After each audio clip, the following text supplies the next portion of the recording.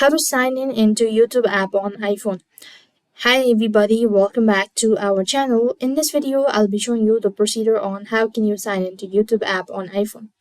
So all you need to do is first thing, you want to open up the app and tap on your profile picture. That means you want to install your YouTube app on your app store and click open this up, and then you want to just click on the profile initials from the top right, after which you then need to go ahead and click on sign in and choose an existing account or sign in with your Google account. If the desired account isn't listed, you just need to go ahead and tap on add account and follow the sign in instruction. That means you have to go through these procedure. That means enter in the phone or an email address, type in your password. If you have any sort of authentication enabled, you want to bypass that as well, and you'll have successfully signed into your YouTube on your iPhone as well as through a Google account. So this is how it works. I hope the video was helpful.